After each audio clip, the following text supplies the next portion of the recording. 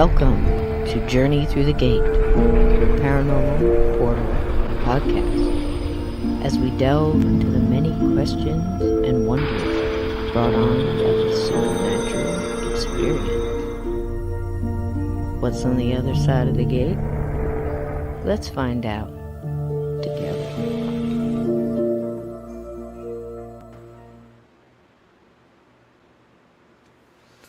Hello, you dear people. First and foremost, to all my gatekeepers, I thank you so much for your well wishes. You can probably hear it in my voice. I don't want you to worry. I am on the other side of this train. Now, I will not lie. Totally my fault. It's not the herb's fault. I dropped the ball. I went to work, like most blue-collar people do. When you're sick, I pushed myself too much because other people were sick, and I took their place. And I was worried about taking care of everybody else, and I forgot about me. Don't do that. Take care of you. Do all the things you need to do to take care of you. Because when you go down, everybody else goes down around you. So I thank you so much for being here tonight. I felt so bad that we couldn't do the show last night. I apologize to Donnie, to Laura, to Dylan and his brother for not being able to do the show Saturday, but I was in a real bad way. So everything is getting pushed up a week. We will be doing the Fatal Vision, the criminal cases, the civil case, and everything, pertaining to that with the evidence. And Donnie is working hard on research on that. His tail's wagging. So that's coming. Also, Linda is reading Fatal Vision, the book. And I believe she said she's about a third of the way through, aren't you, sweetie? And Steve is in the chat with us. Hello, my dear brother. But I couldn't let tonight go by without doing something. We have some surprises coming up too on the Fatal Vision. Hoping to get a special guest who had not heard of the case at all. So just like Dylan was learning along with you guys, and he's going to come in, I hope, if all works well. It's kind of his wheelhouse. And this gentleman, I just need to check on the date because, like I said, everything got pushed back a week. So that would be so cool to have another one in on that. I hate calling it a round table. It's so overused now. It's more like a square anyway. The Brady Bunch blocks, I guess. But it's just such an interesting case. Kathy, if you're out there listening, you sent something to Dylan about that, about there being so many cases at Fort Bragg. We're definitely going to look into those. I just want to finish this one first, and then we will look into those, and maybe that'll be a follow-up at the end, but I think this case deserves the time.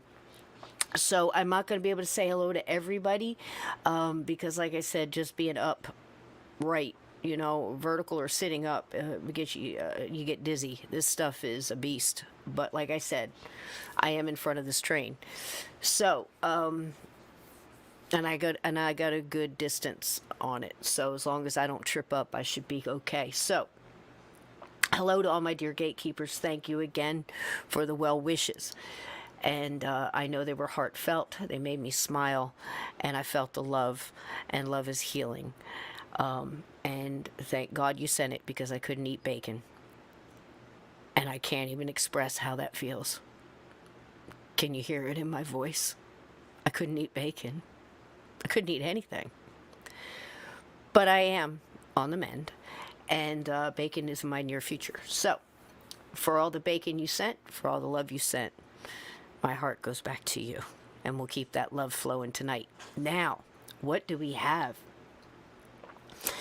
This is absolutely incredible, but I thought it was a real good message to start out with because, like I said, there are people at work where I work, and yeah, their families and themselves, they're not doing so good, and a couple of them went off to the hospital. So I'm on this end And eventually I'm going to wind up in the bar car of this train because this is a real doozy. But again, straight herbs. Thank you, Native American and Chinese herbal medicine. Thank you, nature. And I believe in fighting nature with nature, and that's what we're doing, and it's working. So, there that is. Also, yes, Vixen Doe, I am taking care of myself now. I had to put me first for a couple of days. Woo, I'm not used to doing that. But, so, Anne, welcome in. Sue, Blue, I love you, man. Vixen, Glenn, how are you? Salvador, everybody I said hello to earlier. Sean, Donnie, I know you're in here. Mairead, hello, love. She sent me a lovely picture. And in tonight's video, you will see what she made me. I have people doing arts and crafts for me and doing their wonderful talent and sending us this way. It's absolutely wonderful. Salvador, don't worry about us. Get well. I am going to get well, sweetheart. I have to because I love this group and I have to be up and doing this because I missed you guys so bad. Yesterday I just had to think of something to do for tonight and we got lucky. Hey Steve, how you doing, sweetheart? We got lucky and I'll tell you what we're doing. So if I miss somebody, I apologize. It's hard to, everything's just a little blurry and stuff. But anyhow, here's what we're gonna do. I'm so excited about this. I'm such a jerk, you know. I get so excited when I find stuff that I can share with you guys. Am I sounding okay? Because I can't see anything. I don't have all my monitors on. My 5'5". Who's got lucky pants? Or if you got lucky pants, send me a pair. I'll just want to wear them for one day. Hello, Sue. Pardon me. So, anyhow, you know how I'm always going on about old theater, radio theater. The shadow knows. And I'm not going to do the voice because I'll cough for 20 minutes. But, oh, thank you, Salvador. Good. And AJK, thank you, 5x5. Thanks, Vixen. And Sean. Don't make me laugh, man. We'll be here for a while. So, anyway, I'm always going on about these radio theaters. Now, I thought about it and I thought, why were they such a thing to me? I know, and a lot of other people, they just, back in the day, that's what they had on the radio. Remember, Steve and I are always telling you, they gathered around the radio and they listened not just to the news or a baseball game, which is so cool that, I can remember back when the Dodgers were still in Brooklyn, and guys would gather around and, it was the Yankees, it was the Dodgers, and it was, it was such a New York thing. People gathered around the radio, just stopped in time, just listening to that bat hit that ball. And then listening to the announcers, and the announcers were so important, and their voices, were just amazing. And it was something about the radio, and it was something about the theater of the mind, as E.G. Marshall called it. And one of my favorites, I had a lot of ones that I would go back and forth with, and I'm sure if you remember those, you've had your favorites too. Johnny Dollar and all these different detective ones. I always liked those, but this one took my heart, and it was CBS Mystery Theater, played every night, and it was written by a multitude of very talented writers. And sometimes they would do true stories. So it would be a true haunted house story or a true ghost story retold and written for the radio. They did all this in basically 45 minutes. Of course, with commercials, it would, be an hour or so.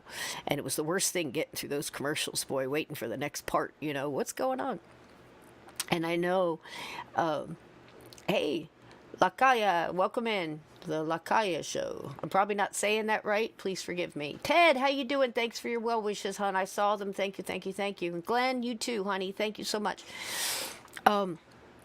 So I think for me, it was the familiarity of it. I remember the time that they came on. It was usually on right before, when you were going to bed or the weekend. And I was, like I said, pretty much an orphan since I was 12. So when I had that, and you had that radio, and you listen to them. I know a lot of people felt that way about Art Bell and some podcasts that you listen to now. You know, it's a friendly voice, it's a story, it takes you away, just like anything else. But I think it was, like E.G. said, it was a theater of the mind. It was being able to use your imagination and picture it all. And it was almost like familiar, it was a friend. So I remember these. You very well might remember hearing them. You might never heard of them. But there are a couple that were my absolute favorites. And these are two of them. They're well over 1,000. And personally, I can't believe that nobody bothered to care enough about these to grab them up and you know, basically keep them. But we care, and they're all over YouTube and Rumble and Odyssey and everywhere else. So I tried them last night, and no problems. So I said I was so excited to share these. So I picked two.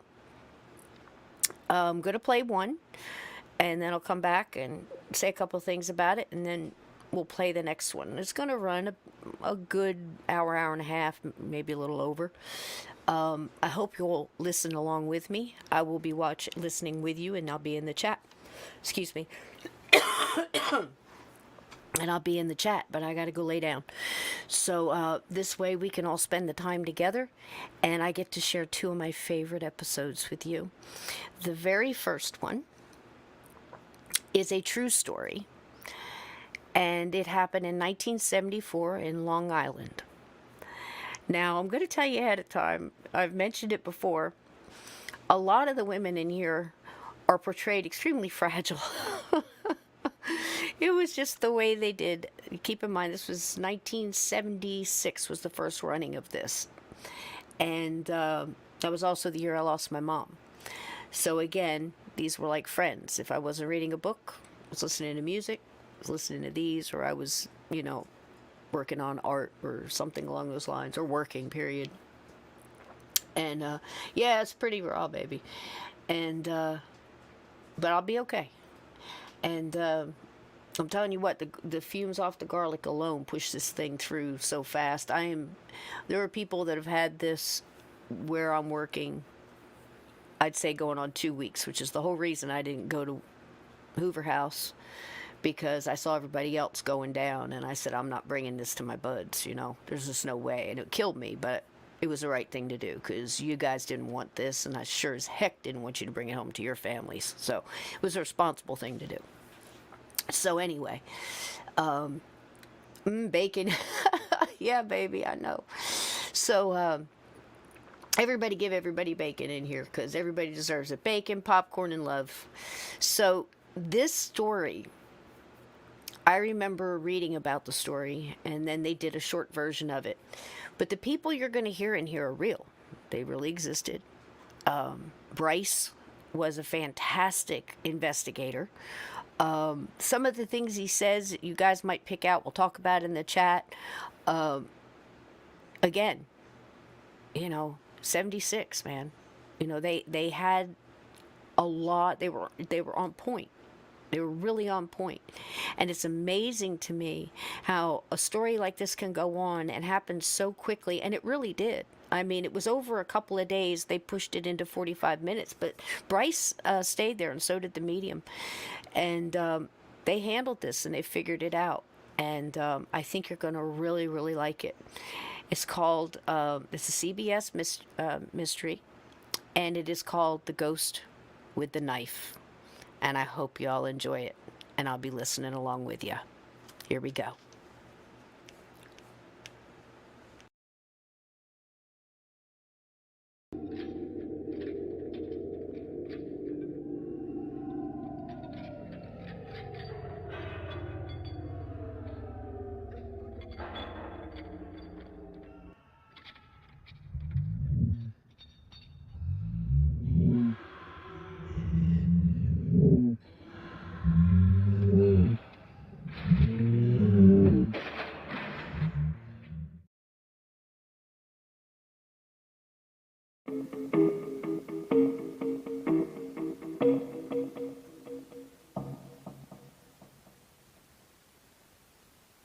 CBS Radio Mystery Theater presents...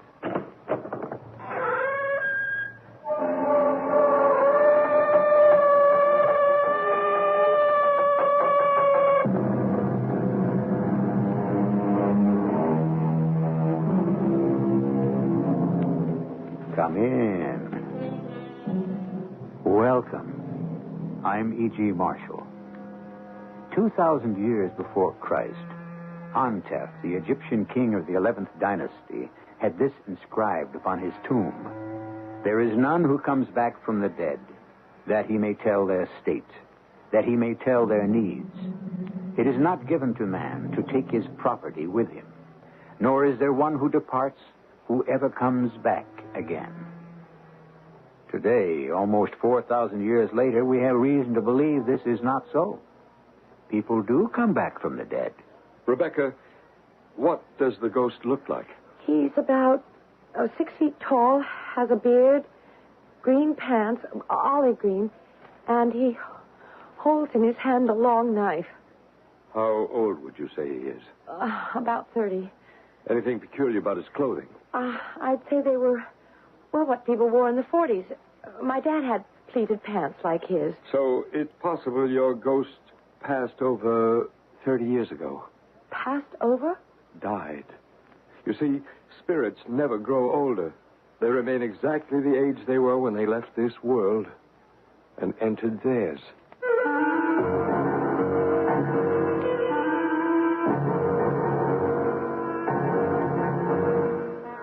Our mystery drama, The Ghost with a Knife, based on a psychic case history reported by Bryce Bond, was dramatized especially for the Mystery Theater by James Agate, Jr., and stars Arnold Moss and Patricia Elliott. It is sponsored in part by Buick Motor Division and Contact, the 12-hour cold capsule. I'll be back shortly with Act One.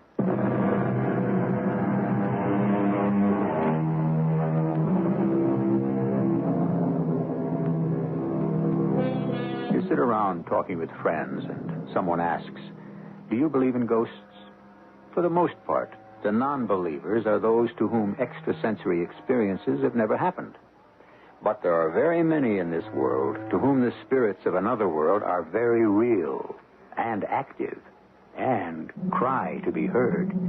One of those who hears them and deals with them is Bryce Bond, a well-known psychic scientist and investigator of the supernatural and supernormal. Let me get down to cases, one in particular. About a week before December the 16th, 1974, I received a call from the president of the Foundation for Parasensory Investigation, who told me that a policeman from Mineola, Long Island, called to say that a Mr. and Mrs. Green, a young couple he knew, asked him to come over to their house and investigate a ghost.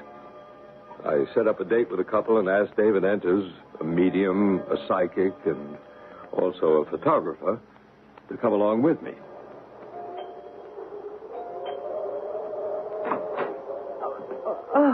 Come in. You are... Bryce Bond, and this is David Enters. How do you do? You can leave your overcoats here. I'll hang on to my camera, if you don't mind. You're going to take pictures of our ghost, Mr. Enters? If I can. I didn't know one could. This is my husband, Leo. How do you do? Our boy Tommy is upstairs. He's asleep, I hope. I see you've got a camera. I've always thought those pictures of spooks and ghosts were fakes. You know, superimposed shots, that kind of thing. Have you seen this ghost, Mr. Green? I most certainly have. Well, then perhaps so can my camera. I use infrared film. Wherever heat is generated in outline or even in considerable detail, it will register on the film. Oh, I had no idea. May we start? Mr. Green, Mrs. Green, I'll begin by asking you your first names. Rebecca. Rebecca. And your husband is Leo, and your boy is... Tommy. Tommy. Well, now, I'm Bryce, and this is David. If we're to help you, we should all try to be as relaxed and informal and friendly as we can. Now, this apparition you experience, we want you to regard him or her... It's a man. Well, he's to be regarded as a friend. We don't want to antagonize or frighten him. We're the ones who are being frightened. He isn't really a very friendly spirit. He looks horrible. Rebecca, can you tell us when you first saw him? Yes. When I first... It all started Becky, may I? My wife is really very upset about this. You see, she's home most of the time, and I'm at work. So she's been under a much greater strain. I think I can be calmer. There it is. Those are the footsteps. We've sort of become used to our ghost walking up from the cellar. He's been doing that for months now. Leo, I can tell them. Tommy was the first to see the ghost. Tommy, my son. He came down one morning. He's only 4. And he said, Mommy, who's that man in my room? He said, I woke up in the middle of the night, and he was standing there. We didn't know what to make of it at first. I said to Becky, I think Tommy's having a nightmare. But it kept happening, night after night. That's him, coming up the cellar stairs. Then he opens the cellar door. He's doing it now, in the kitchen. Well, maybe he's showing off because you've got guests. Oh, no, he does that every evening. But most of the time you don't see him. He doesn't, what do you call it? Materialize. No, he doesn't. He just walks around invisible. And I don't like the idea of leaving my wife and son in a house with a strange guy. He's 6 foot tall. Will you excuse me? I'd like to go into the kitchen and have a look down those cellar stairs. I'll be right back. So he goes up and down the cellar stairs. That's right. Through the cellar, into the boiler room. Always follows a pattern. I think he's trying to attract our attention to something. We get the feeling he wants us to follow him down there. And do you follow him? Yes, we have many times, but there isn't anything special down there, so it doesn't make any sense. Cellar door was open. Went down a couple of steps, but I couldn't see a thing. Took some shots, but I don't have much hope. Well, there's nothing down there but the usual stuff people have in their basements. And the oil burner. Actually, 2 oil burners. We put in a new one last spring and just left the old, useless, rusty one where it was. Leo, how long have you lived here? Since right after last Christmas. Almost a year. It was December 29th, last year. The house was built in 1929, so the old oil burner didn't owe us anything. Anyway, all this started this past October. For weeks, we only heard noises, and then, as I told you, Tommy started to see the ghost in his room at night, and about a month ago, November, so did we. Well, I'm sorry we didn't know about this manifestation sooner. So am I. But Becky and I, we didn't know what to do. You know, people kid you. And remember Joe Forster, our friendly patrolman. Mm-hmm. What made you decide to tell a policeman? It's one thing just to hear noises. It's another thing to see a man 6 feet tall. But last Monday, I was alone here with Tommy. And he came at us with the knife.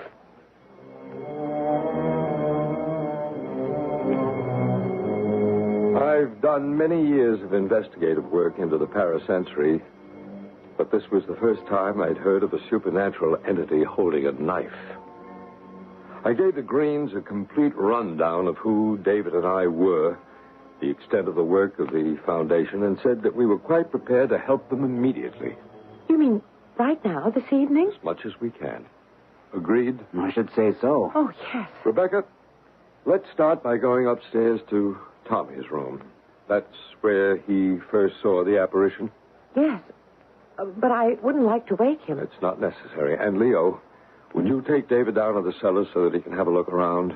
It's from the cellar the ghost always comes, yes? That's right. We think he must live down there. Just up these stairs, Mr. Bryce. Bryce. Here at the landing. That's our bedroom. Leo's and mine on the right.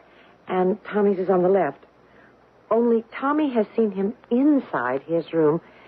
I first saw him here, outside Tommy's door. Was standing right where you're standing. What does he look like? He's about 6 feet tall, has a beard, dark hair, a maroon-colored shirt, green pants, olive green. And then, now, he carries this big knife. Rebecca, how old would you say the ghost is? Not old, about 30. Mm-hmm. Is there anything peculiar about his clothing? Peculiar. You mean like bloodstains? Oh, no. I mean, is Is it modern or is it old-fashioned? Sort of modern, but not really what you're wearing today. Sort of like what people were wearing, 20, 30 years ago. I see. So it's possible the ghost passed over in the 1940s. Passed over? Died. Do they appear to us in the same clothes they wore when they died? Of course. The same clothes and the same age. Spirits never grow older as we do. They remain exactly the age they were when they left this world and entered theirs. Well, now, can we take a peek into Tommy's bedroom? I'll open the door very quietly. I don't want to wake him. Now, where was the ghost standing when Tommy saw him? Mostly at the foot of his bed. Most of the times. Right by that window. Oh, and that's another thing. Wait a sec. I want to show you something. I don't know if this... Would you take a look at this plant? Well, what is it? Or should I say, what was it?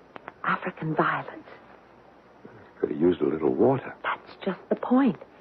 This morning, this plant was healthy and alive. I got it at the store. It's at least a tenth of... Well, I don't know how many plants or all kinds we've put in Tommy's room. And he loves growing things. We watch them, water them, but they all die.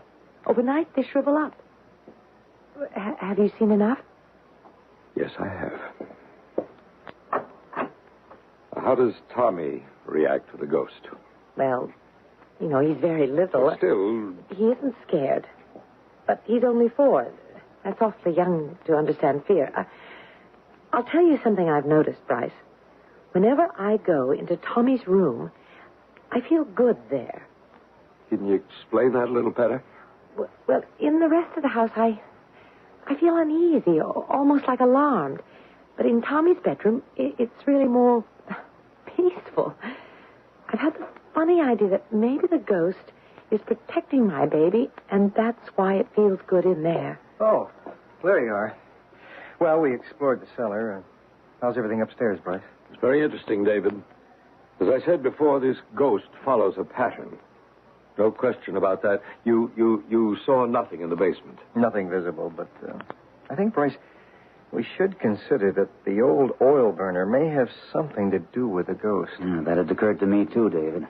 But what? Well, a number of possibilities, Leo. Somebody may be buried under the concrete. In our cellar? Buried? How horrible. There's no point speculating how this wandering spirit died. Our job is to try to discover why he's here. I find it warm in here. It would give us a better working atmosphere if you could please lower the heat. Just turn it down a couple of degrees. Oh, Leo, we forgot to tell them. Yes, we did. You see, Bryce, he turns up the heat. He? You mean... Yes, we forgot to tell you about that. We're no different from anybody else. We've been trying to conserve heat every night. We push the thermostat down to about 60, 65. Did either of you turn the thermostat down tonight? Yes, I did. I remember distinctly doing it, but just before you two arrived. Now, come have a look at the thermostat. 90. Look at that. Oh, let me get a shot. Yep, 90 degrees. That's what he usually pushes it up to. We've gotten up in the middle of the night, roasting. Come down, 90 degrees. We haven't been able to figure out what he's trying to do to us. Leo, move to one side, please, so I can focus. Yeah, sorry. At least now we know he's come up from the cellar and was right here at this spot, this evening. Before, when I heard him walking back down the cellar stairs, I was afraid he'd left us. When strangers enter a house, generally a spirit will not manifest itself, unless you make a real effort to be friendly. Bryce, can I say something? I mean, about the way I feel. Well, by all means. I have a funny... No, it's not funny. It's really a very strange sense of dread. I never felt it quite so strong. Becky, what is it? Oh, don't you feel it? Don't you feel anything? You mean that cold wave of air? Oh, sure, I feel it. I'll just cover the whole room, see if anything registers on the infrared. Oh, we haven't done something awful, have we? I mean, by asking you here. It's very cold right in front of me. Like someone's looking right into my face. I don't think I can stand this much longer, oh, Leo. We must all be calm and accept the fact that at this very moment, our mysterious friend is in this room, and he's moving about. Rebecca and Leo Green are real people. This event really occurred in their Tudor-style home on Locust Avenue, Mineola, Long Island, on the 16th of December, 1974. Bryce Bond and David Enters are witness to this fact. I'll return shortly with Act Two.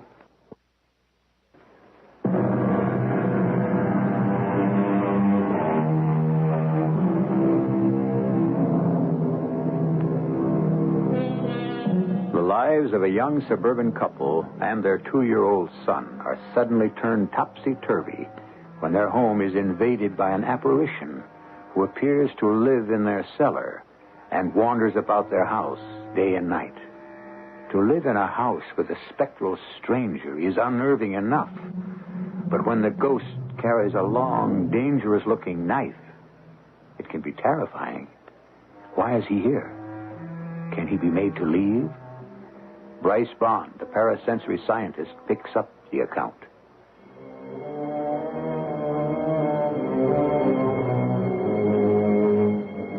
We sat in the Greens' living room, aware of the rustle of cold air moving around us. The vibrations I picked up made it quite clear that the ghost was in that room at that very moment. Will you folks excuse me a moment? I'm going to have to reload my camera, and I've got my film in my coat. I'd like to turn the lights down a little more. Must we? Well, suppose I just turn out the overhead lights and leave this one next to the sofa.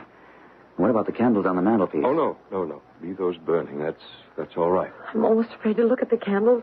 I know that when the flames move, he's there. Rebecca, what was the last time you actually saw him? Last night. You had a good close look at him, hmm? How far away was he? He was standing right there by the mantelpiece. Leo had gone to bed. I was emptying the ashtrays over here. Mm-hmm. Now, when you saw the apparition last night, did he appear just as physical as I do now? Or did you see through him? He was as clear as you are. In fact, it's crazy, but I'd rather really see him than have him be invisible. And when he went, he didn't fade away, or did he? I don't know. I went into the kitchen with the ashtray and dumped it in the garbage. And when I came back into the living room, he was gone. Did he have a knife in his hand last night, Rebecca? I don't know. It's just getting too much. I told you, Leo, we've got to move. I don't want to stay in this house any longer. I don't. Oh, honey. I don't. Come on, that's no way to talk. I think if you can hold on to yourselves for a little bit longer, we may be able to get the ghost to move. There's another side to this. It may not all be as heavy as you think. A lot of apparitions love to play tricks. In the fall, we were having trouble with the new oil burner, and I was on the phone with the oil burner man, and he said, would I go down and look at some gauge or something? I went down the cellar steps, and I fell. It was exactly as if somebody had tripped me. And then it happened again, another time. Well, that's funny. I didn't notice any loose steps when I was down there earlier. Did you, Leo? I haven't been down to the cellar tonight. Well, sure you have. You brought me down. I took some pictures. Tonight? Of course. You're kidding me. Oh, I absolutely don't remember. Has this happened before in this house? Somebody's actually gone down to the basement and not remembered? Oh, Leo. I went upstairs to Tommy's room with Bryce, and you took David into the cellar. I did? You don't remember? No, I don't. I did not go down to the cellar tonight. Oh, good Lord. Rebecca and Leo were working themselves up into quite a state, getting increasingly agitated. I knew the vibrations they were creating were negative and would make it almost impossible to communicate with a haunting spirit. I don't know if it's your imagination or mine. This happens to us every single night. Becky and I accusing each other of too much imagination. We even stopped having coffee with our dinner. Rebecca, how good is your imagination? Well, good as anybody else's, I guess. All right. Well, I'm going to ask you to use it constructively. Now, this is what I want you to do, Rebecca. It's a psychic technique we use if a person is bothered by a poltergeist or an astral form who's tied to the earth, as is your ghost with a knife. Now, I ask the rest of you to remain quite silent.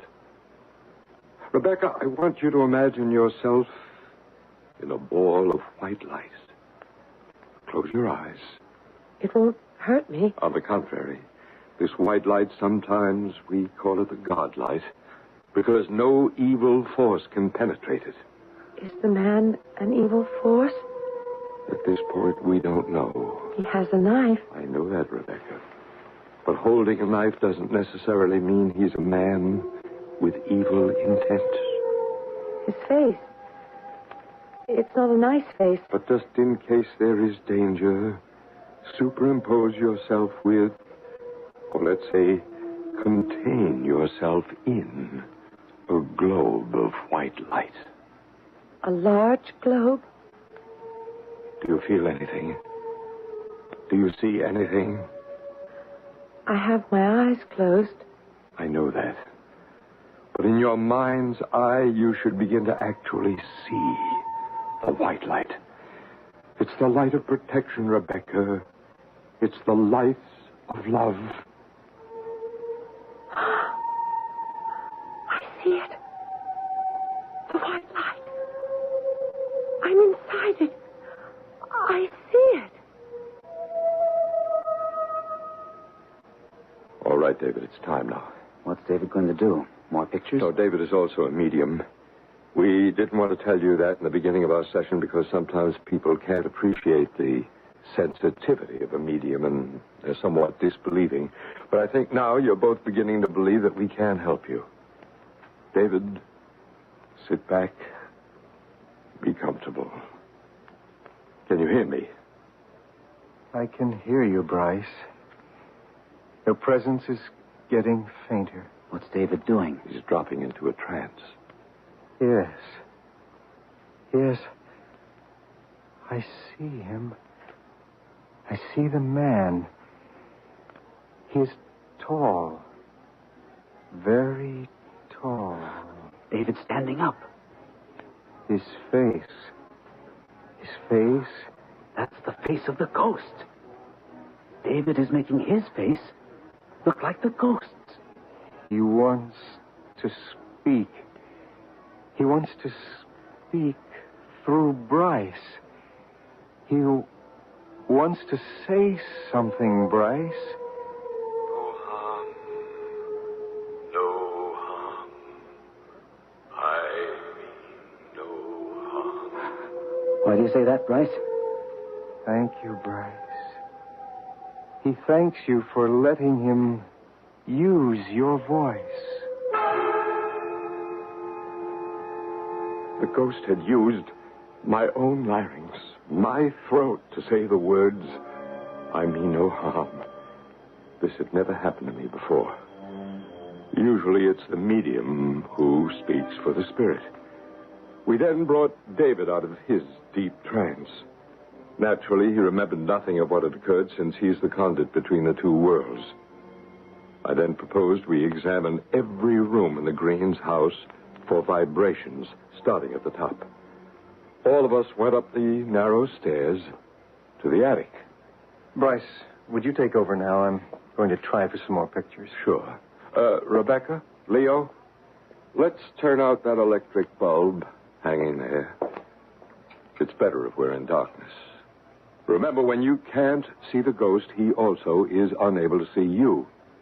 When his body is visible to you, so is yours to him. Oh, that startled me. It's only a thunder shower. Rain in December? Please. Let no one speak. Spectral spirits, we have no thoughts for you but kindness and love. It is time now for you to leave the world of earth and return to your world, where there must be God's work for you to do. Do you hear me, spirits? Speak to us. Make us know why you are tied to this house. You have left behind your loved ones in your world to be here.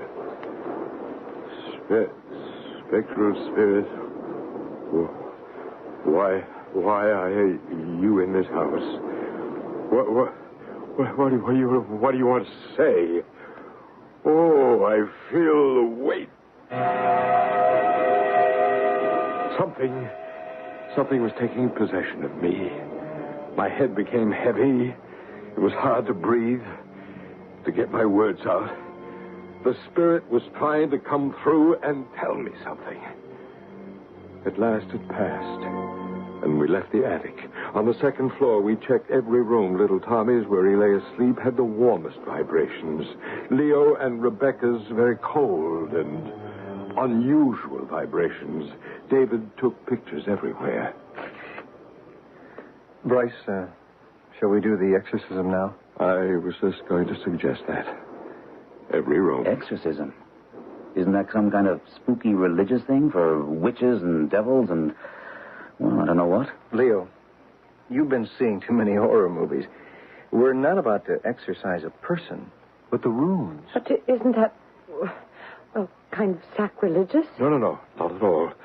Ours is very, very simple. We just try to communicate to see the prevailing entity, and sometimes we do. It appears in a misty form. How do you do it? We use the sign of the cross. I thought the cross was a symbol of what Jesus Christ was crucified on. Oh, heavens, no. That sign isn't the exclusive property of the church. The true cross is fire, air, water, earth. It predates Christianity by at least 65,000 years. I had no idea. The sign was used in those ancient days as a fire line to burn away negativity and to act as a natural blessing. And that's the sign you're going to make now? Exactly as the ancient metaphysical priests did. It's not a religious cross at all. Can we watch? Well, dear Rebecca, you should watch. This is your house. This sign will bring peace to it.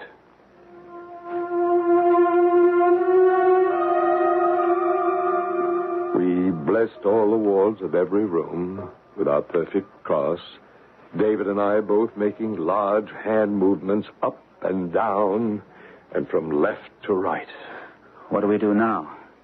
I think now, Leo, we've created a safer haven for the ghost, so we'll have another try at communicating with it.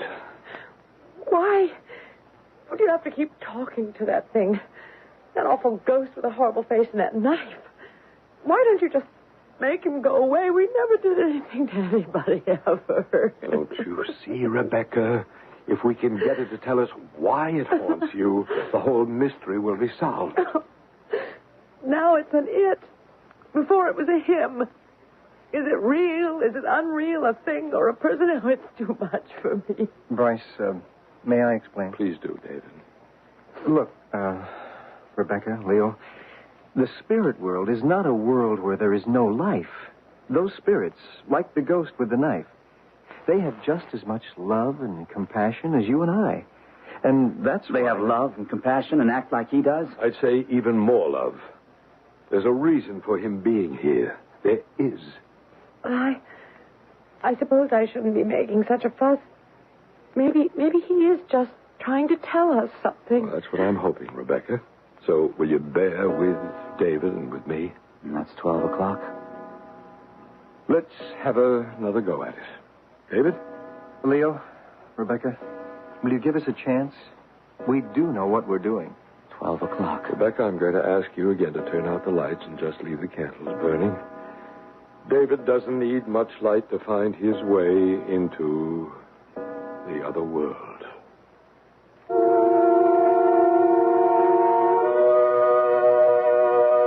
Hard to believe, is it? This is not fiction. It's fact. The foundation for parasensory investigation indeed exists. Scientific psychic explorer Bryce Bond is a real person. And the events you are listening to happened. To what extent this couple and their child were freed from the haunting of the ghost with a knife, we shall find out when I return shortly with Act 3.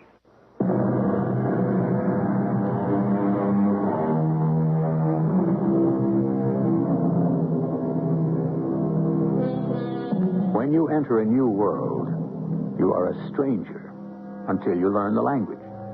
Everything is foreign, unexpected, almost mysterious, until you know the ABCs. So it is also in the world of mathematics, space travel, medicine, and science. So it is in this strange world of psychic phenomena.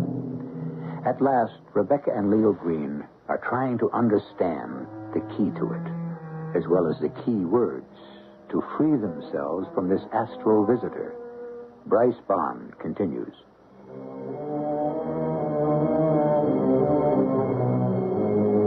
I told them I felt we were getting close to the solution. The next step was for David again to enter a trance state. Trance state. Now, what's that, they wanted to know. I explained that through David, we'd be able to enter the mysterious land of the spirit side.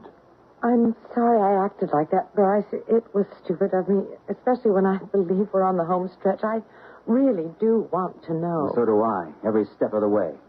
And you were telling us about trance state, Bryce. It's a state of being and non-being. For instance, when I do my healing, I drop down into a trance state, meaning myself, my ego, the Bryce Bond ego, leaves me, as David's is leaving him now. Why do you do that? Can we have silence, please? David is freeing himself so that he can channel all the energy from above. You see? Now watch him. He's shaking his head, and now he's nodding. Do you see?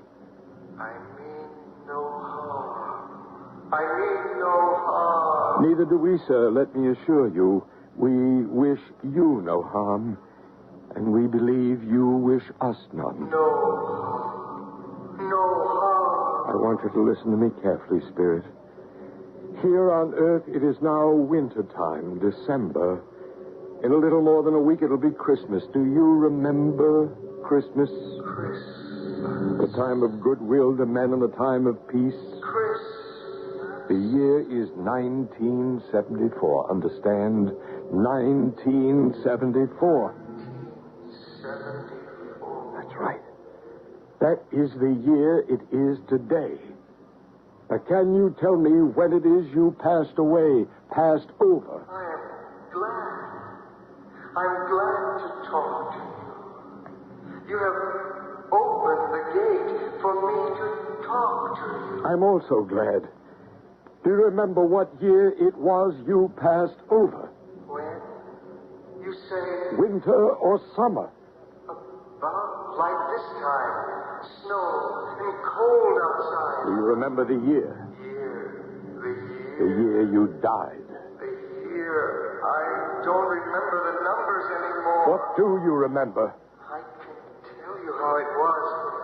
I was very sick and I couldn't go out. I'd sit up in a chair all dressed and I'd listen to the radio a lot. There were little plays on the radio every day. Soap operas, they called them.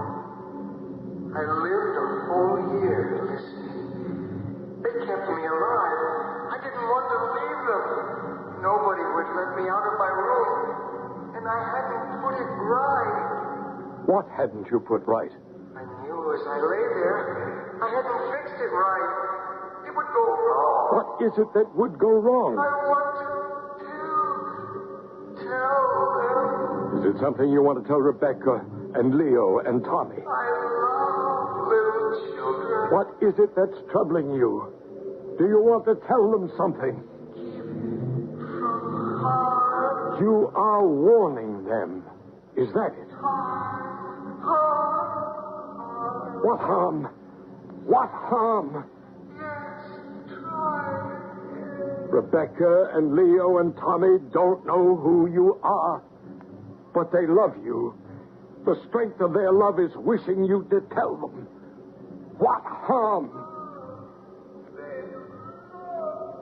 Spirit, somewhere here on Earth, you must have left behind some loved ones, and they love you too.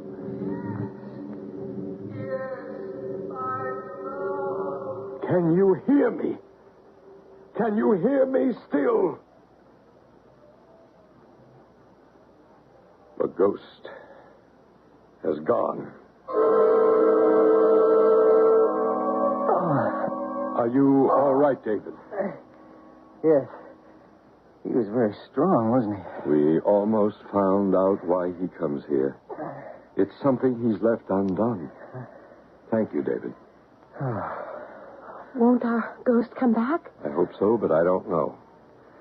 I'd imagine that until his job is finished, he won't leave you. What job? What is it? What could he have yet to do? All close our eyes now. I shall speak for all of us. At this very moment, we are all going to the cellar door. Yes. Yes. We want to go down the cellar stairs. I have that feeling, too.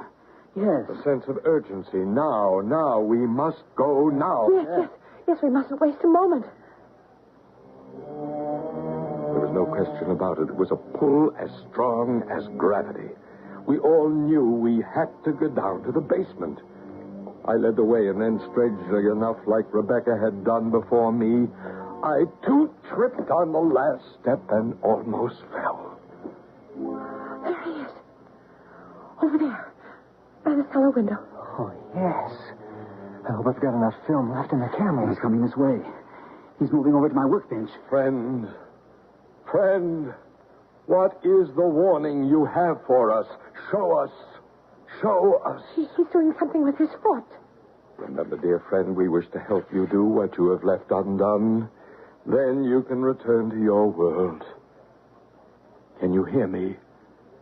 Can you understand me? Bryce, I don't want to take any more pictures. I have a strong sense of unity with him now. If I'm in a trance state, accept that and do whatever he says to do through me. Of course, David. The pictures are not important. Now I have exactly the same sense of haste, of something to be done quickly. Oh, there he goes. Into the oil burner room. Stand back. There are gas leaks down here. What? Back. Danger. What leaks? I never smelled anything down here. Good Lord, yes. It is gas. Do something now. Now. Hurry before it's too late. Emergency service, Island Lighting. Yeah, this is Leo Green, 1447 Locust Avenue, Mineola. There's a gas leak in our basement. Will you send somebody over right away? Green, 1447 Locust, Mineola. You have your oil burner on right now? Becky, do we have the oil burner on right now? Of course we do. Can't you hear it? Yes, we do have it on right now. Do you have a red box marked emergency switch? Just a moment. Do we have a red box, an emergency switch? Yes, at the head of the stairs. Yes, we do. Right at the head of the stairs. Well, will you go there now and switch it off? We'll have somebody around to your house very shortly. It was quite true. The message relayed through David by the ghost. There was a gas leak. It had been seeping for quite some time. The power company told the Greens that had they not been alerted, in a matter of hours, their house on Locust Avenue might have gone sky high in an explosion. Everything was turned off and made safe. By 3 in the morning, we were all sitting around in the kitchen, finally having some coffee. All those days and nights of not knowing. Oh, and now it's all over. Did you take a look at Tommy? Yes, he hasn't stirred. He slept right through the whole thing. Funny, when I went up to check on him, I felt this very warm vibration, and I thought, I know. Our ghost has come up to Tommy's room to say goodbye. Then, all of a sudden, the feeling just disappeared. Your little boy had a friend. I don't think you'll have any problems about keeping plants alive in his room anymore. Well, couldn't it have been the gas? Plants are sensitive to that. You think that's what it was, Rebecca? Oh, Leo, sometimes I begin to really wonder about you. It was the ghost trying to warn us. Come on now. Can't there be a natural reason for something?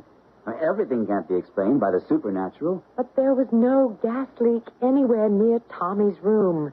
You come on now. Look, friends, we have a report to write and some sleep to get.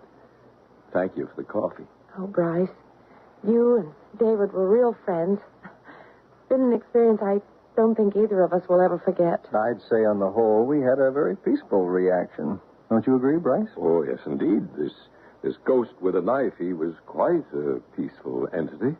Not a negative entity in the slightest. Only negative briefly to frighten them into action. I hesitate to think where we'd be tomorrow if you two hadn't shown up.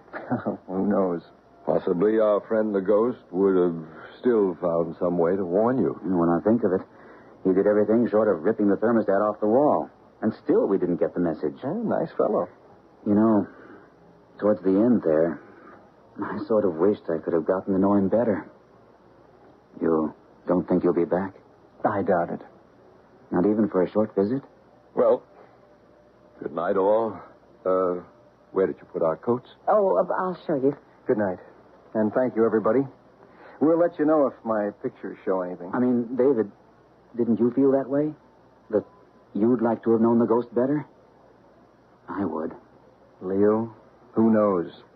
If everything hadn't worked out, then maybe yes. You might have gotten to know him real well. You might have spent Christmas with your ghost in his world.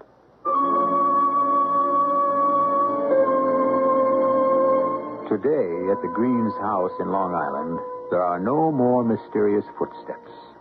The thermostat stays where you put it. Plants grow. And on Thursdays, when Rebecca's Bridge Club meets, there are no strange men in the kitchen. But there is a larger meaning to the story you have just heard, which I'll tell you when I return shortly.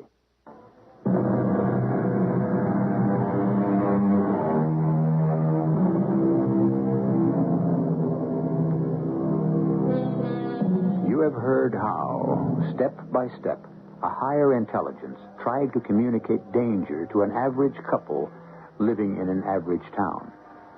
You have heard how the parasensory investigators took the steps that freed the astral being so that it could return to its world and get on with its own life. What, in our language, our words, was this being? Was it the mind? Some scientists say so. For the mind of man never dies, only the body. And so it is entirely possible that life can exist on the spirit side.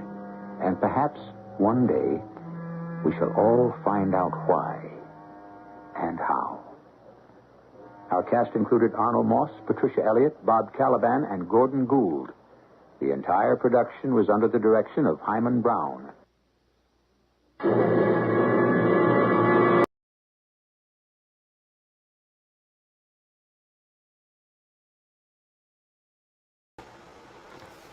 Well, there you guys go. What do you think? I absolutely love the chat. Steve, the jokes were great. Donnie, please don't poke me in the eye. Yeah, Blue, I was the same with little Tommy. Slept through the whole thing. Actually, in the real story, Tommy had a lot to say, but they couldn't fit it in this movie. You know, how he wasn't afraid of the ghosts, and the ghost kept appearing by his bed, basically just to, I guess, protect them. And that's what, at 4 years old, even though the mom said that I believe in the beginning, she said something like he was too young to understand fear. I'm not buying that. You know, kids know fear. I mean, I don't even understand that statement. And in these, in these little mini theaters, they really had to throw a lot in a short amount of time. This case, actually, both the medium and Bryce Bond, who ran a great parasensory department, he was really, like Underwood and Harry Price. Harry Price was kind of a vaudeville kind of paranormal investigator, but he was still on to some things. He still had some understanding. It blows my mind. 1970s, and again, like Bigfoot and so many other things, we're still trying to figure this stuff out, right? So I think in this story, you guys came up with a lot of good detail. Ted was the first one to put it in the chat, though, absolutely gas leak. And you have to wonder, why, did he add the knife? I think if you think about it, why don't a ghost just come right out and say it? I think that's one of the most difficult things. I think it has something to do with connecting into the energy that's around. even though Rebecca sounded very jittery and, nervous and, all the things that you heard in her voice, again, the real Rebecca was very much like that, but you have to understand that she was dealing with this, but she was still there. She'd still go down into the cellar by herself. She'd still be there with her child all day. She was a stay-at-home mom. This is, again, the 70s. And she, dealt with everything. The way she said, well, he was standing right there by the fireplace. I was dumping all the ashtrays. When I came back, he was gone. I mean, she didn't I threw ashtrays at him. I ran out of the house screaming. She really did some very brave things, even though she didn't sound brave. And she came through in the end. And she did in real life as well. So it was a pipe wrench, probably.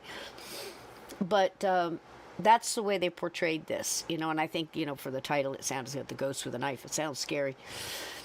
The big question is, what the hell is going on in Long Island? I mean, you got Amityville, Long Island. You got the Searles with the haunted, the story that we did, An Anatomy of a Haunting, all that stuff, Long Island. And I think that's a bigger question, is the whole thing because it's surrounded by water? Is it because of the energy there? The history?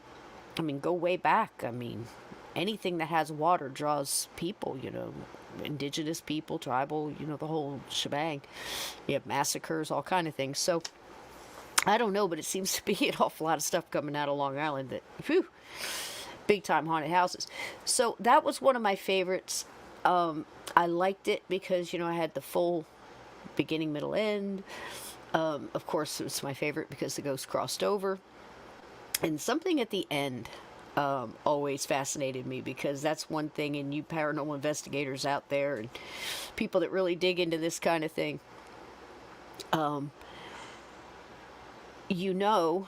that I've said on this show many times, me and Steve have talked about it, as well as other guests, that sometimes the ghost gets called back, even though you cross him over. Because, I've known mediums that had to go back again because the person wouldn't, missed the ghost, missed having the ghost, and kept thinking and talking to him and stuff till they pulled him back. So if that's true for a stranger ghost, think. That's why we always say do happy things and happy thoughts of your loved ones and stuff like that, But a ghost, again, is different. Once they cross over, I believe that they have the choice to come back and forth. I call them visitation spirits. Because once they cross, that's pretty much, they're out of that box that they built for themselves, whether it's mind or otherwise. There was a lot of good questions in here. What'd you say, Blue? Rebecca was just worried that the ghost was going to dime her out about the weed she stashed in the basement when she found out, it was a gas leak. She calmed down. It could be it. But isn't that funny? You gotta wonder, how many hauntings are ghosts? Do ghosts have the whereabouts in their head? Now, in this story, you heard that the poor guy was probably sick. He said they wouldn't let him out of the room. He said he spent all this time in the room, probably sick, infirmed, and listened to radio shows, soap operas, he called them. Probably a show very much like we just listened to. And they became his friends and his company. And he said he listened to them for over a year. And they were his friends, and he didn't want to leave them. And I guess in a lot of ways it drew him back. But during that conversation, he also said that they wouldn't let him out to fix the issue. So he died with that unfinished business of the gas, oil burner rather, that he had installed. In the beginning of the story, they said they left the old rusty one there and put in a new one. It's odd, but they did. And I think because he died with that on his mind, it was his unfinished business and the fear that drove him back. And he loved kids. So there's that. It was a great little show, like I said. Excuse me. And Frederick's a Hollywood neck massager. Yeah. Gosh, it just reminded me of a story. Somebody found something in somebody's dishwasher once. Oh my gosh. The whole top row was just filled with them. Oh my gosh. And they told the story at Christmas. You know that hour or two after dinner when everybody's just kind of like broke up and everybody just goes off to little groups they want to go in, and she's at the dinner table telling this story. The time her maid came in and found all of her, what's in the top thing of the dishwasher. Anyway, that's for another show. But yeah, I fell off the couch laughing, man. I was like, my family. Woo. Anyhow, so there's that. I thought it was a great little story, plus it was true. And in the 70s, I know you guys were getting it like right out. You were picking out all the little things in there. Again, I don't think you're stuck in the clothes. I think you are. You appear that way when you died in your death state. More than likely, that's so many of them. But if you're a visitation ghost and you've crossed over and come back, you can come back younger, you can come back in different clothes, whatever. But I absolutely know people in this that that worry about, that old saying, I wouldn't be caught dead in this? That's where it comes from. So, there you go. I know, man, it's awful. You should have seen me 2 days ago, guys. I mean, I couldn't even talk. I was so dizzy. So this is definitely a move up. But this is so much fun, and I cannot thank you guys enough for dealing with this with me. And it's so great to just lay in bed and do this and be with great friends and my gatekeepers and all you wonderful mods out there welcoming people in, and to have something that we can share like this is incredible, and I just love that. I just love that. What blew her out of the window? What's going on, Ted? Who's blowing who out the window? What's going on? Darn battery's always dying. Oh, okay. We're back on the dishwasher stuff. Yeah, it was crazy. Oh my gosh, you should have seen the grandmother's face, man. Oh, Jesus. Classic Christmas. Okay, so this next one. Hey, Monica, welcome in, darling. You're not late. You can go back and listen to the last one. We just enjoyed The Ghost with the Knife, a true ghost story from 1974 in Long Island, and it's quite the treat. This next one. Now, I wish I could say this is true. It's not based on a true story that I could go back and research and all that stuff. It's just a delightful little tale. But I can tell you right now, whoever wrote it had their finger on the pulse of the paranormal, because there is so much truth in this. Now, granted, there's some fun stuff and there's some real laughable moments, but it's all in good fun. And it, like I said, it really has some truth. And I personally know a story that was very similar to this. Not all the middle stuff, but the beginning and the end. And absolutely cool. Yeah, 22 people are in bed with me right now. Pass the cough drops and the hot tea, and quit hogging the blankets, damn it. I love you all so much. So this one is called The Forgetful Ghost, and he has a little trouble getting through, which kind of goes with our last one, because, why don't ghosts just spit it out? But like I said, I think there's a conscious, with us, we could say, how can you not remember the numbers? What year did you die? Well, I've come across that many times, and so have my friends, and I'm sure you have too if you've been on investigations and, any kind of communication, whether it's through equipment or otherwise, or through a medium or whatever. Sometimes they can't get right to the point. They have to kind of unpeel it. Some of these things are extremely painful memories, and they sometimes get stuck on a loop, like a needle getting stuck in a groove of a record. All the grooves and all the information is right there. You just gotta get them in the right groove, And sometimes that takes a little loving care, and like I've said, it's almost like therapy. You have to unveil it slowly, and that comes with a little trust and intent and care and time. And That's why I laugh at some of these shows that they think they can go in 15 minutes and, and again, I've seen people do it in 15 minutes, but it takes a little bit more than matching T-shirts and a, producer and some high-powered cameras and a TV show. It takes the real deal. It takes so little equipment. The equipment that means the most is the equipment you carry with you. Your understanding and your care and your time. And they have to see that, and they can kind of connect into that. And when that happens, it can go pretty quickly. I mean, in Gettysburg, I can honestly tell you I crossed 7. And it took 150 some odd years for that to happen for them. But they were ready to listen. And we did that in under 40 minutes. And that was a beautiful thing, man. So it can happen. So here we go. This next one is the Forgetful Ghost. It's absolutely delightful. Most of it, just like this one, there'll be stuff in the beginning and stuff at the very end. But I left the middle with just the floating candles in case you wanted to just relax and listen to it as if it was a radio show and be in the chat. So I love you guys. Here's the next one, and I'll come back in after this and tell you all good night and how much I love you. Okay? Enjoy the Forgetful Ghost.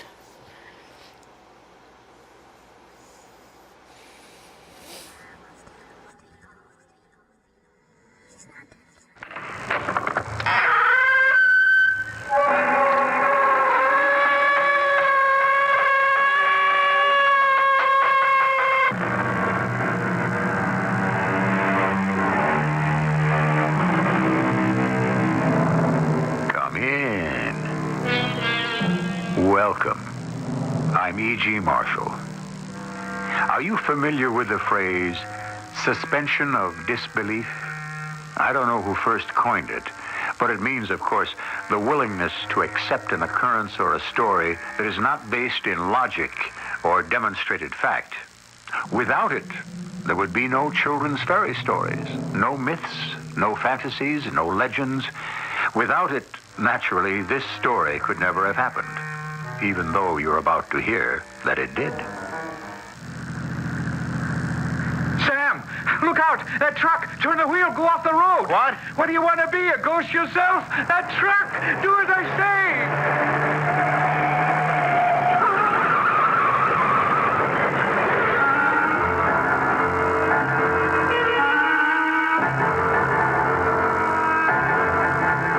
Our mystery drama, The Forgetful Ghost, was written especially for the Mystery Theater by Ian Martin and stars Mandel Kramer. It is sponsored in part by Buick Motor Division. I'll be back shortly with Act 1. Introducing the new Century, a Buick like you've never seen before. A little science. The fastback design is pure function. But the execution is pure Buick. A little magic. The trim new Century has a new design, a new size. A little science. Yet inside, there's more head and leg room than last year. A little magic. Say, that wouldn't be the new Buick Century, would it? Yes, sir, that's it. Boy, it looks so good, I can't believe it. Yes, sir.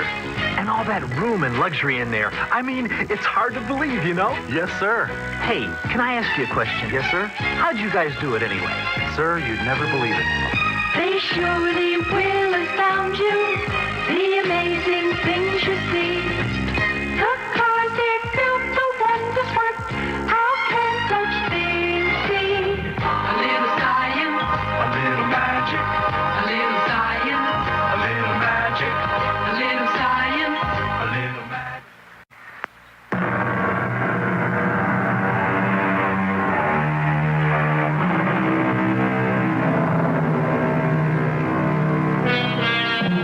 There should be nothing sad about age, as long as the spirit is young and the flesh is strong. But when a wasting disease saps your energy, then with the physical pain comes the extended agony of the spirit. The long look back down the bright tunnel of memory grows dimmer, and the shadowed figure looming up out of the darkness ahead becomes a welcome visitor. For the sick, not the well. For them, the agony does not end. Eve Gordon is dying. Tonight, tomorrow night, next week, the appointment is still not made. She lies in her bed beside Sam, her slumbering husband, her eyes closed, half dozing, begging for sleep. Then suddenly, she is wide awake with a startled cry. Oh! Oh! What? Huh? Eve? Sam! Sam! What is it? Eve? Eve, are you all right? Wait, I'll get your medicine. I don't need that. What is it? Listen.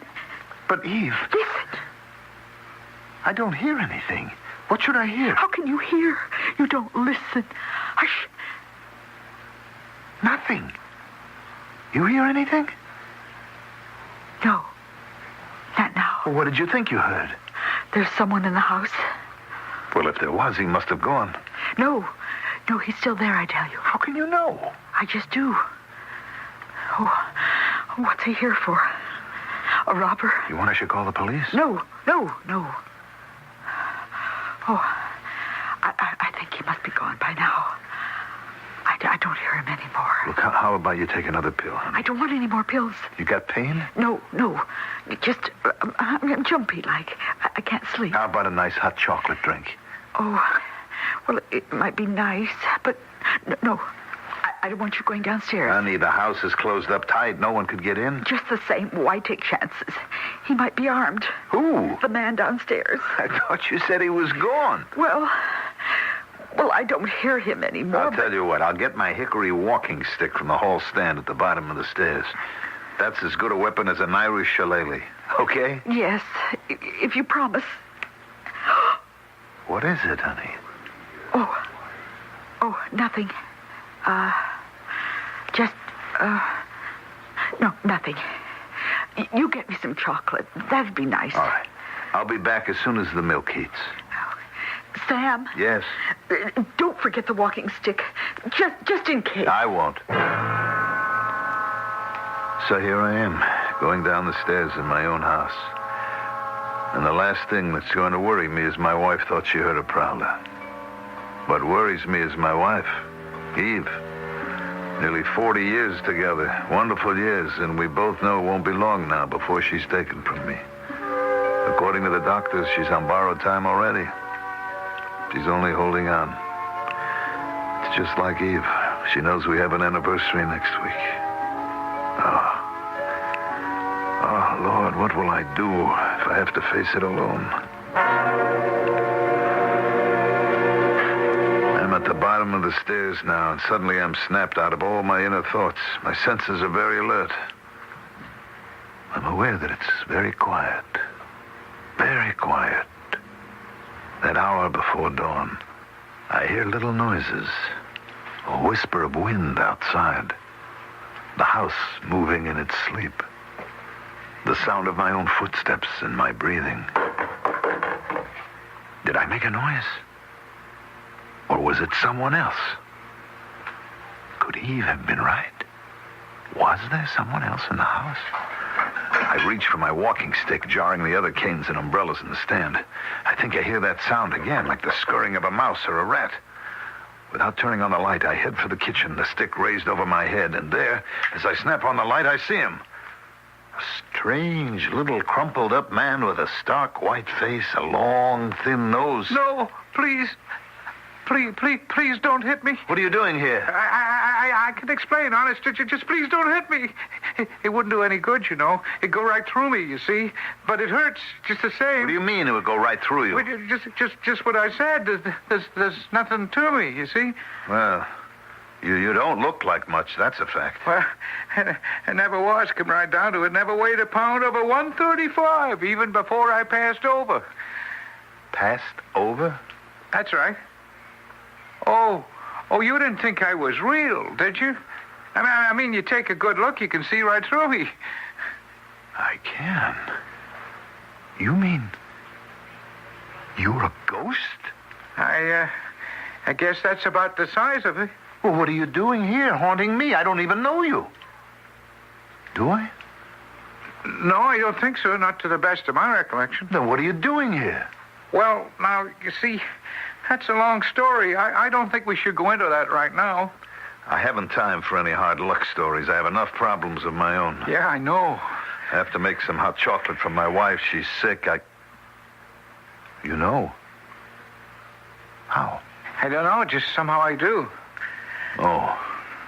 Well, just let me get the kettle on, and while I'm making the chocolate, we'll see if we can't get you straightened out. Now, you want some aspirin for your headache? Oh, I don't know if I better. I don't know how it would work, me being a ghost and all. Now, this is crazy. I mean, it can't be happening. I can't be talking to you. Why not? Because you just aren't.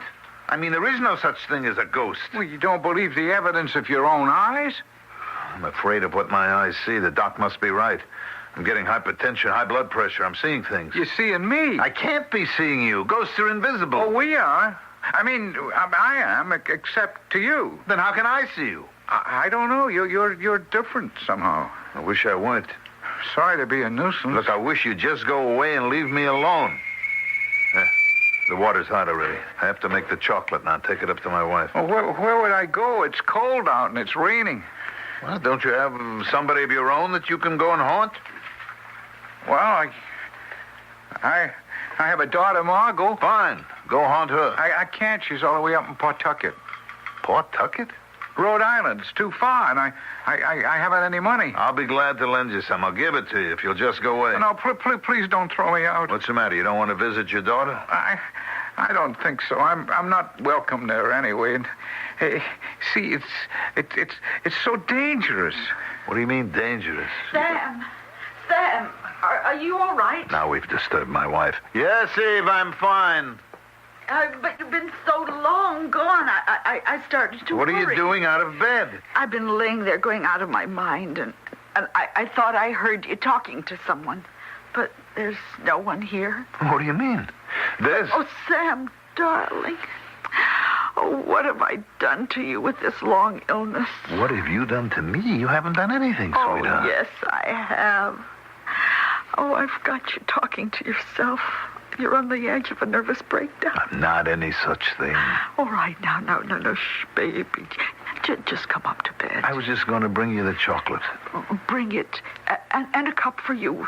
You need it more than I do. But I haven't been talking to myself, Eve. What else? Who else is there here? Well, there's... Forget it, Mr. Gordon. She can't see me or hear me. There's what? What, Sam? Nothing. Nothing, honey. Maybe we should get off to bed. You go first. And you get out of here, Pruitt, or whatever your name is. What, Sam? I said I'll bring the tray. Please, can't I stay at least till it stops raining? Oh, all right. I'll be down as soon as I can. Have some chocolate while you're waiting. I don't want my chocolate here. I want it upstairs. I'm bringing it, dear. You better go. I'll be back as soon as I can. No hurry. I'm not going anywheres.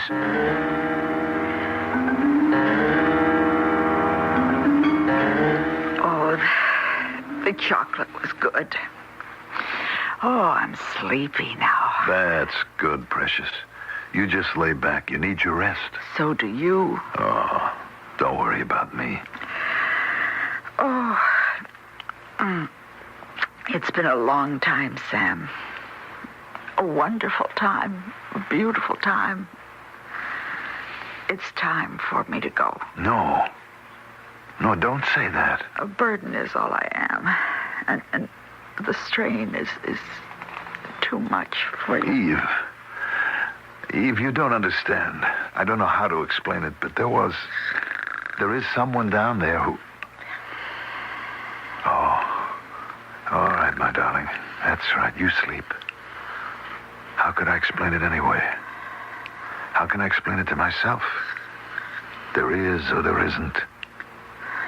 Maybe Eve is right. I'm just crazy.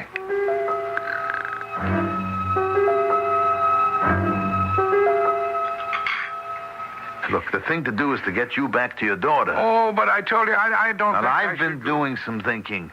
And here's what I figure. Now, tomorrow is Myrtle Day.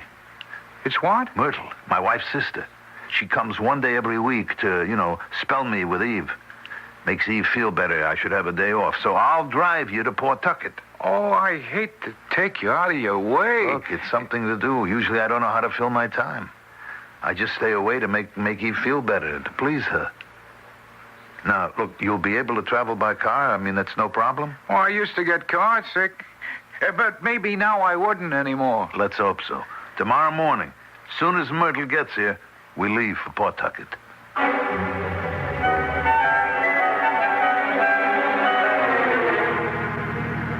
Well, if her husband mistreats her like that, why doesn't your daughter just walk out on him? With 4 children and a 5th on the way? What would she live on? What's her husband do for a living? Oh, he's a bartender. When he works. What do they live on now? His father left him the house free and clear as long as he lives in it. If he doesn't, it goes to his sister. That's a rough situation. So how does she get out of it? No way. Without money. Couldn't you go and scare the daylights out of him? Oh, he'd never see me. He doesn't believe in ghosts. Well, can't you shake him up? I mean, as long as you're invisible. You could push him off the curb or trip him or shove him into an open manhole or something. Oh, I couldn't do that. Why not? I'm not allowed. I can only do what I'm told to. So what are we driving all the way to Pawtucket for? Well, I have to do something while I'm waiting to get back. And I kind of want to help my daughter. You're some kind of a ghost, all right. You're no help to anyone. You're not even a ghost. You're a jinx. Hey, look out, Sam. A truck. Turn the wheel. Go off the road. What? What do you want to be, a ghost yourself? The truck. Do as I say.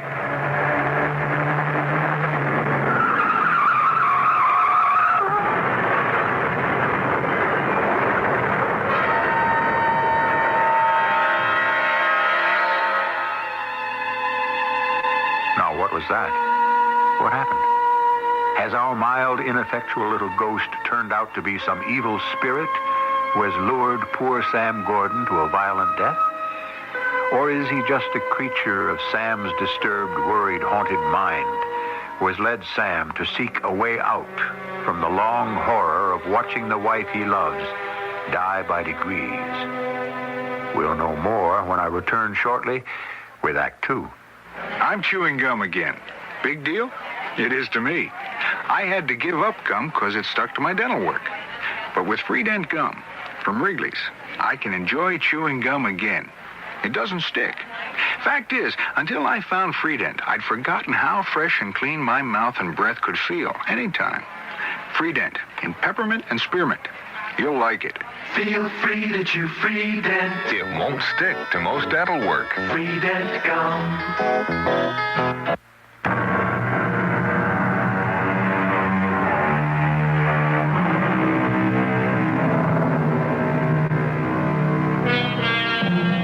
In the car, along the grass off the highway, a shaken Sam sits in the car he has finally braked to a stop. 100 feet or so behind him, jackknifed across 2 lanes of the road, in a shatter of broken glass and twisted guardrail, in exactly the spot where Sam would have been if he hadn't driven off the road, is a huge trailer truck which has burst into flames. What happened? The tractor truck that was coming toward us jumped the center guardrail. Good Lord, if I'd have been there, it would have wiped me out. Just wasn't your time. No, you saved my life. You were the one made me turn the wheel. Corporal Hampton State Patrol. You need help, sir? No, I'm all right, thanks to... You sure? Yes, no damage. You must have had ESP or something. I was after the truck driver for speeding when all of a sudden, just like that, he lost control. Man, you're lucky you followed your hunch. No, it wasn't a hunch. My friend here was the one who... What friend? I don't see anyone else in the car. You sure you're all right? Yes. We've got another ambulance here. Maybe we'd better run you down to the hospital and check you out. No need. How's the driver? Cold turkey. We got him out before the fire, but I think he had a heart attack or something. Well, like once again, you sure lucked out. That rig would have hit you for sure and wiped you out total. Listen, you sure you don't want to see a doc? No reason. You didn't get hit on the head or something? No. Why would you think that? I thought I heard you talking like to someone when I came up. Who would I talk to? You can see I'm all alone, can't you? That's what I mean. If you heard anything, it was just a prayer of thankfulness. Well, you can say that again. Okay, mister, if you're all right, I got plenty to do back there. Pruitt? I wish you'd call me Peter. How come you knew that truck was going to jump the guardrail? Oh, the driver told me. The what? The driver. See, he had a heart attack and died just before the accident, so he told me while he was passing over. Oh. Tell me, you still want to go on and see your daughter? Well, if you don't mind, I hate to be a trouble, but may we? How can I refuse anyone who just saved my life?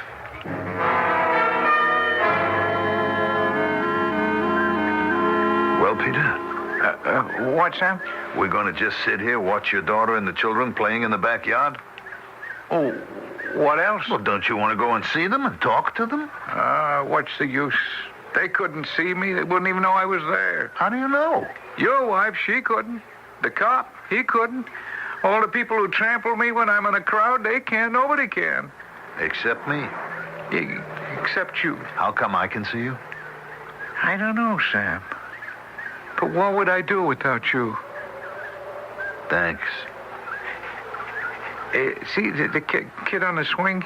That's Susan. She has freckles. She's 6.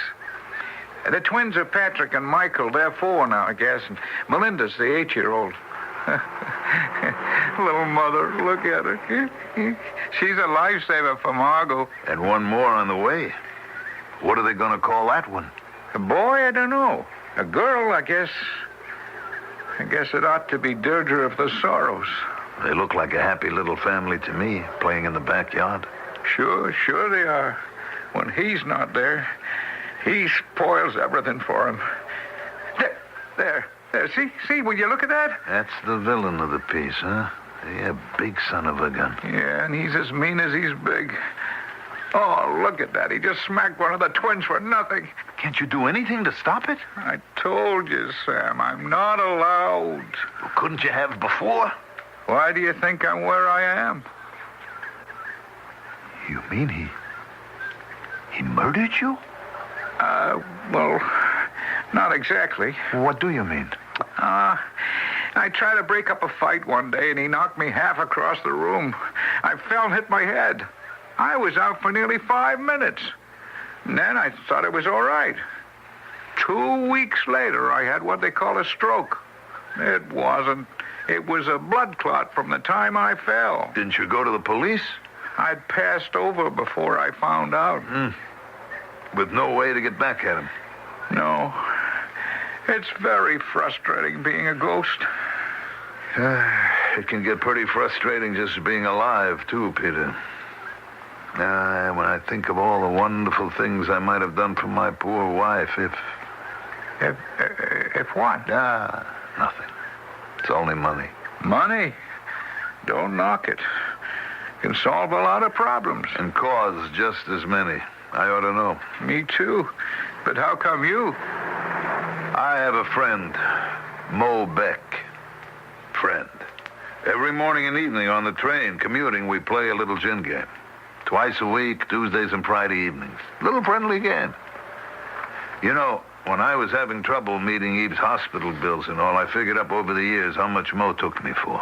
Oh, how much? $1 here, $1 there. Some big games, a $20 bill. Later, 100, maybe up to $5. Altogether, like $10,000. Would you believe it? The worst part of it is, I know he cheats. You still play? Well, what do you figure from a sucker? I figure sometime I either have to win or catch him at it. Who knows? Maybe tonight could be the night. $10,000? It's a lot of money. Except who needs it? What could it buy for me? Oh, I was just thinking what it could buy for my Margot. What? That skunk would just take it away from her. Oh, no. She'd pull up stakes and grab the children and leave. And he would just follow her? Not him. Not if he didn't know about the money, first off. And second, he wouldn't dare. He'd lose the only real stake he's got, the house. Oh, dear. What? They're going in the house. I hope he hasn't been drinking. Oh, if I could only do something about him, but I can't think what to save my life. It's a little late to think of that. But wait a minute. Maybe it isn't too late for your daughter. Huh? You just saved my life. Maybe I can do the same for her. How? Look, since she took real sick, I haven't been traveling. But my day off today, I still play gin with Mo. I'm still hoping to catch him out. Oh, even if you're dead, what? What do you mean, what? Well, what good would it do? The money's gone. No. He's good for it. You mean that he'd admit that he cheated? Mo? Never. Then how could he be good for it? Oh, you have to know Mo to understand. I mean, when you say gambler, that's just a word. Mo is a gambler. He could cheat to win, kill to win, anything to win. But he loses, he pays up. Pays up, and in cash. The way that man is made. And if he ever paid up to me, that would be a lot of dough, wouldn't it? Well, so's winning a lottery, but who wins? The surest way is to cheat. You know how? Up until you came along, no. Now, I do.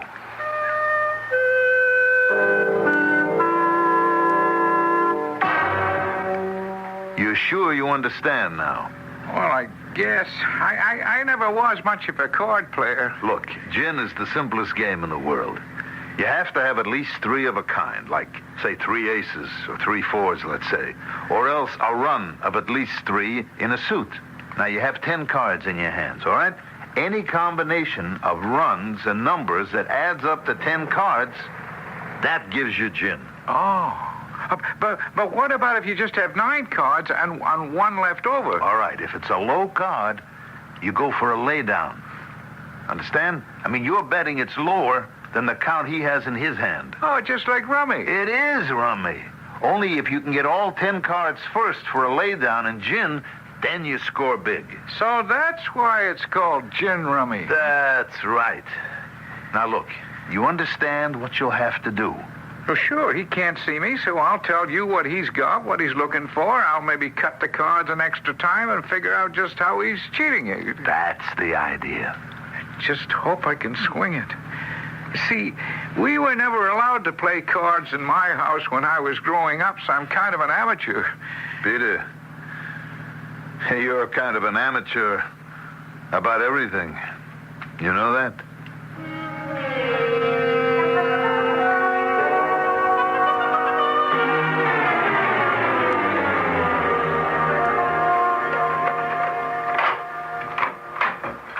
Come on, Peter, cheer up. We're going to get your daughter out of it. It isn't that, Sam. What is it now? I just remembered something. Now what? Sam, that you? Yes, Myrtle. Anything wrong?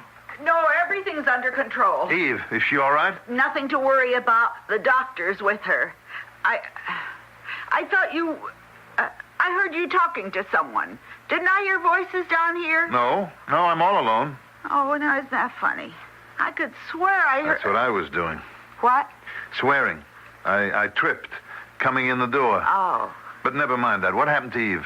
Oh, it was one of the bad days, Sam. The pain. I sent for Dr. Maitland. Well, she's not... No. Everything's under control. But she was asking for you. All right, be a good girl. Tell her I'll be right up. Oh, sure. But what are you going to do? I thought maybe she might want some hot chocolate. She likes that. I'll get that for her. What she needs from you is you. If it's me you're worried about, Sam, don't. I wouldn't get in anybody's way. You better not. Just don't go around scaring anyone like last night. Oh, I won't. I'll make myself invisible. Hey, now, you better get on up to your wife. One thing first. What was it you thought you remembered? Huh? Oh, that. Just why I came here. I mean, why I was sent over. Why? Well, Sam, I don't like to tell you, under the circumstances. It wasn't to fetch someone back? Well, something like that. Oh, no, not Eve. Please, not my wife. Was it Eve? I don't know, Sam. Honest. That's all part of what I don't remember.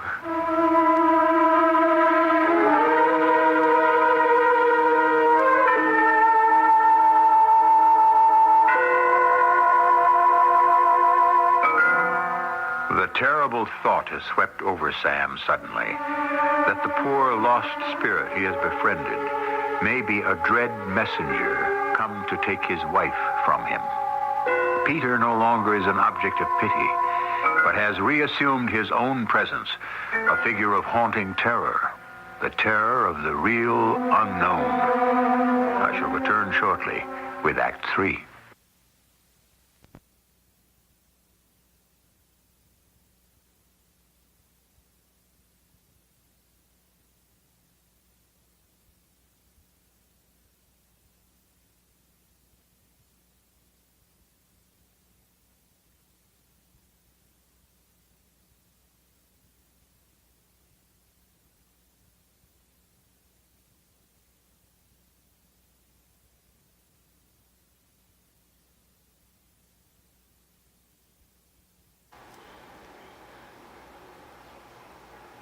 I'm here, guys. Hold on. Something's up.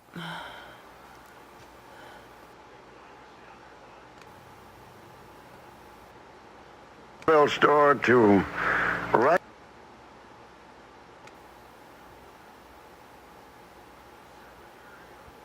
So Kate just has a little skip. Hang on.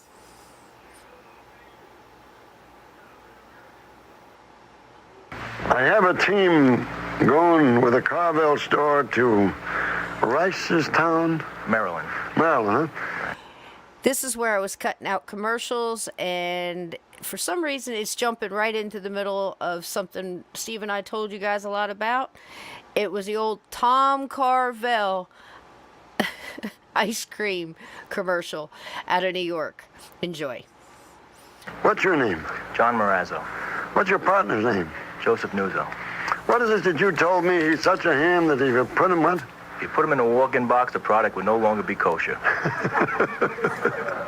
Now, I asked you before, who's the cake decorator in your Carvel store? Well, that's going to be a problem, but we hope to overcome this and be able to decorate all cakes made fresh daily on the premises and decorated to your specification. Did you tell me that your partner's colorblind? He has a problem. If you want a green cake, he's liable to give you a purple one? Yeah, with green icing. Yeah, he has a problem picking colors, but... He does? Customer will have right of approval. John, your Carvel store during the month of January is going to have a buy one, get one free on Sundays. Right. Every Wednesday, right? There'll be a free ice cream, buy one, get one free ice cream sundae every Wednesday during January. Thank you. All right, mystery fans, we'll get back to tonight's WOR Radio Mystery Theater in just a moment.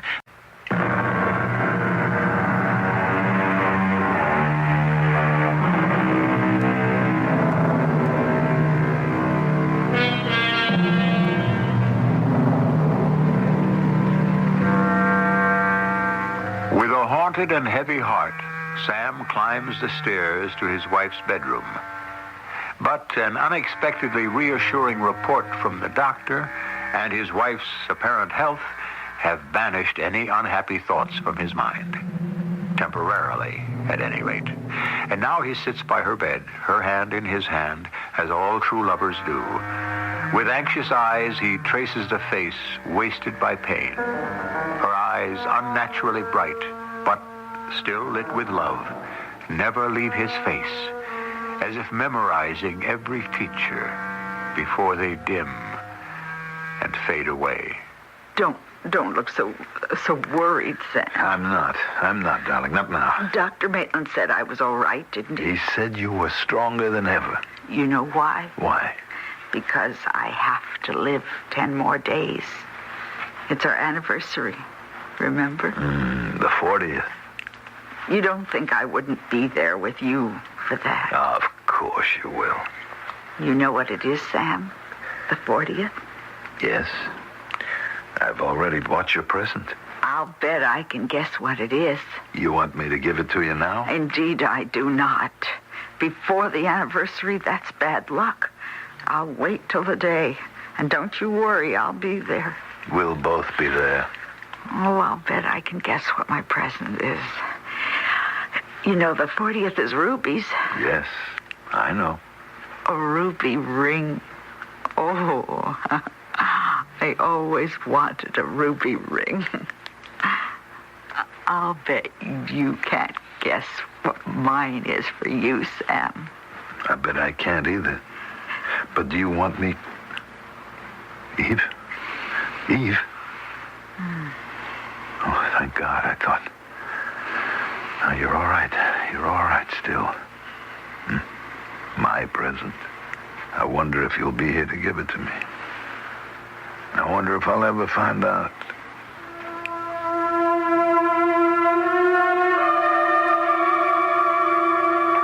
Peter. Psst. Peter. Here I am, Sam, right here. How's your wife? She's asleep. The doctor gave her something so she could sleep. You want me to make myself scarce? I wish you could just disappear. I could leave. No, I need you. For what? Oh, the game. Oh, I'd forgotten about that. Well, then what? Have you remembered? You didn't come for Eve, did you? I don't know, Sam. I hope not, but I don't know. You couldn't take her away from me. If I was told to, I'd have to. Oh, a fine friend I've turned out to be after all you were planning to do for me. I better leave. Oh, maybe that's someone coming after me. I doubt it. Anyone you know wouldn't stop to ring doorbells. Must be Mo, here for the game. You going to call it off now? No. If between us we can't do anything else, at least we can be of some use to your daughter. He thinks he's the wolf at my door. He doesn't know he's going to be our little pigeon. Let's go let him in. Well, what are we playing for, Sam? The usual? I feel lucky tonight, Mo. You want to raise the ante? Sure. What'll it be? A tenth, quarter of a cent? What? How about a center point? Triples? Sure. You really want to take a bath, huh? Okay, you got a deal. Pick up your cards and play. Okay. Queen of spades, doubles. Look, I don't want the lady. Do you? Oh, I might give her a whirl. He's got 3 queens, 2 kings, 2 fours, a 9, 10, and a jack, and he dealt off the bottom. That figures. What'd you say? Oh, nothing. Are you going to discard? Sure. How's the 9 of spades grab you? He wants you to take it so you'll discard the 4. No, that's not my speed. Let's see the down card. I can use it. I'll give you the 9 of diamonds. That hit you where you live? Nah, I'm going fishing. You have a running hearts using the 4. If you could only fill in with the 7. He didn't say anything yet. Goes with the cards tonight. They're going to turn on me? What's your discard? That lousy 7 spot I drew. Sure hope it isn't any use to you. Oh, I might just take that. Lucky 7 of hearts. Gin. Oh, you caught me where I live. For a bundle. Let's see.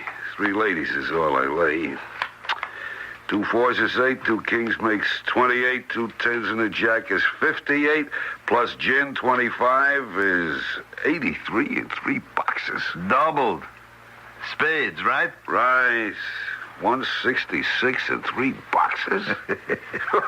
I'm lucky it only goes on 1 game. What's the matter? You out for blood tonight? Look, I gotta win sometime, don't I? Yeah, looks like tonight might be the night. I'll go with 4. You're murdering me. What do you got, ESP or something? That's another 62 points, puts you out on all 3 games. A Schneider. A whitewash? How does it feel for a change, Mo? The evening's young. You're only into me for a couple of hundred. The luck will change. Your deal.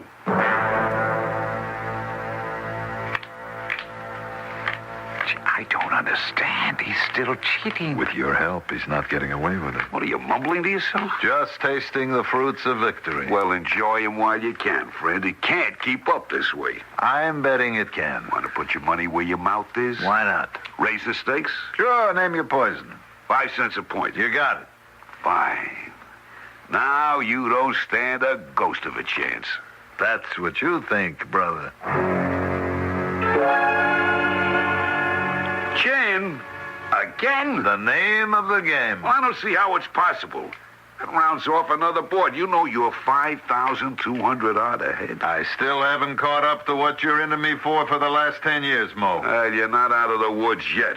But I gotta hit the John a moment. Hold everything. I'll be right back. Pete, you're great. It's working like a charm. Yeah, it seems to be, but look, I haven't done anything. What do you mean? You saw he really was cheating, just like I suspected? Now we've been able to cheat him back. We haven't, Sam. I mean, sure, I could see what he was doing, dealing off the bottom, giving himself sometimes as many as 14 cards on the deal, faking them together so you couldn't see that, laying off 2 or 3 at a time, picking up the same way. But I haven't been able to do anything about it. What do you mean? I've been winning, haven't I? Yeah, but not with my help. What? You mean it's all been sheer luck? It has to be. Oh, good Lord. All that money. You know what's the luckiest thing? That I didn't know. I'd have passed out if I'd known. You better quit while you're ahead. It's only 5,000. Only? Like I said, over the years, I've lost twice as much. I wanted to get it all back for your daughter. Sam, it's making me too nervous. 5,000 will be more than enough for it. Just let's settle for that. All right, if you're sure. Watch it. Watch. He's coming back. Okay, let's get on with it. It's my deal. Hey, Mo, isn't that enough for tonight? With you into me for all that dough, you got to give me a chance to get even. Mo, I'm really tired. Okay. I tell you what we'll do. One hand, double or quits. Now, you can't turn me down on that. Look, Mo. What are you going to do? Welsh on an old friend? Come on, Sam. What are you going to throw? I'm not sure. Here. No, that would give him chin. That's the best you can do. I go fishing again. How's lucky 7? Hits me right in the middle. That's gin. Yeah, makes you 10,000 richer. I can't take it. The card I just threw. Let me see your hand. Let me see. Mo, that was your gin card. Okay. So we're even? No, sir. Mo, listen to me. Sam, I had a little brush with the Dark Angel the other day. A little heart attack. No, listen to me. It was nothing. I'm okay. But it was enough to make me start doing a little adding up. I play cards, for example, and I like to win. But too much. So I cheat. For 10 years, I've been taking you. Now, I'm a methodical man, and I keep records. Guess how much I've bilked you out of? About $10,000. Give or take. It's what I owe you. Tonight, I'm paying you back here. What is it? Certified cash check. For once, I cheated the right way for the other guy. You got enough sorrow in your life as it is. May this help ease it a little. No, I don't need money. I know. But what else do I have to offer? So, the check is off and mailed to your daughter. Her future is settled. Gee, Sam, I don't know how to thank you. Doesn't matter. It was found money for me. I don't need it. Now, what do we do about you? Oh, I wish I could just disappear. So do I. You're the only ghost I ever heard about who can't. Well, I could just walk out the door. What, and be trampled to death? Oh, the streets are pretty clear this time of night. Has to be a better way. Look, isn't there any way you could get in touch with your superiors? Find your way back to wherever you came from? I can't seem to think of one. What, in this day of communications? It seems to me incredible. Wait a minute. What? How about the telephone? The phone? Who would I call? You know how it is today. You want to make a complaint stick, you have to go straight to the top man. Oh, Sam. He wouldn't be in a telephone book. How do you know? That's what everyone keeps saying. Just because they don't look it up, they luck out. Come on, let's take a chance. But how would he be listed? Under G, I guess. It'd be a pretty expensive long-distance call. And worth it. But, I mean, I hate to put you to the expense. And Don't worry about that. We're on nighttime rates. Ah, here it is. Where? Here, right between Gockton and Goda. Now, the number is 800... That's the man himself? Yes. Oh, but what would it cost him? Costs nothing. It's an 800 number. It's toll-free. Why don't you go ahead and dial?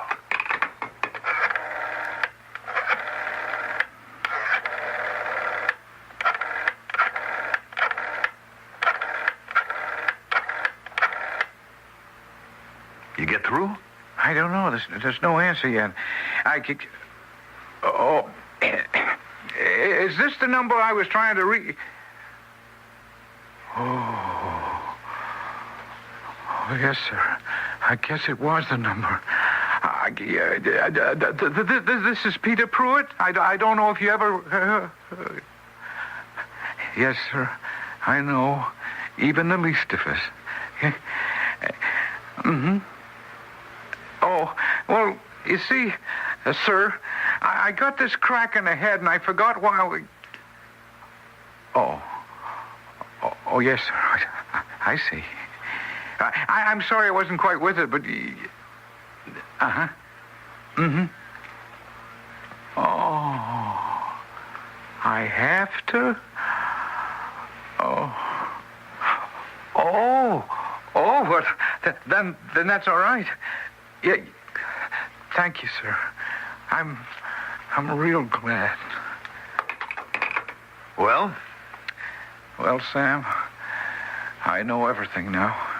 You came to take my wife away from me. No. I came to take you away from her. What? Well, that's crazy. I'm healthy. I'm not ready to die. Whoever is. You can't take me away. I got no choice. You don't even know how to get back there. Now I do. And you're going back with me. It's why I was sent. But I can't leave Eve. You can't do that to us. She's been waiting for our anniversary. She's been fighting, holding on just to be there. Sam, what can I say? You're already 24 hours late. But I'm healthy. I'm well. Sometimes we are taken in the fullness of health. Who's to question God? I do. I'm not ready to go without Eve. Sam, isn't it better this way? You'll be waiting to greet her. To greet her? When she comes to join you. For your anniversary. I can count on that? Sam, I haven't been very effective up to now, but this one thing I can promise you. Then maybe I guess I haven't any choice. Maybe I...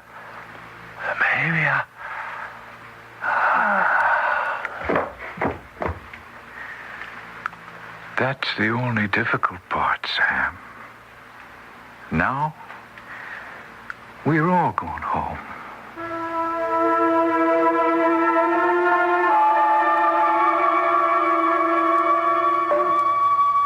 Suspension of belief. To accept this story, of course, that is necessary. None of us really believes in ghosts, or do we? In that moment, when the end of life comes, where are we headed? Where do we go? It'd be nice to think we had a guide, a friendly hand, even a left-handed one like Peter Pruitt, and to believe at the end of it all that we go to a welcome land. I'll be back shortly. Here we are in the middle of the cold and flu season. Reports about flu are coming in from all over the country. It helps to know this. When it comes to flu, doctors recommend aspirin more than 2 to 1 over any other fever and pain reliever. That's right. Doctors recommend aspirin more than 2 to 1. That's good to know when you're suffering from the ache. Bayer aspirin. It has relieved more aches, pain, and fever than any medication in history. Use only as directed.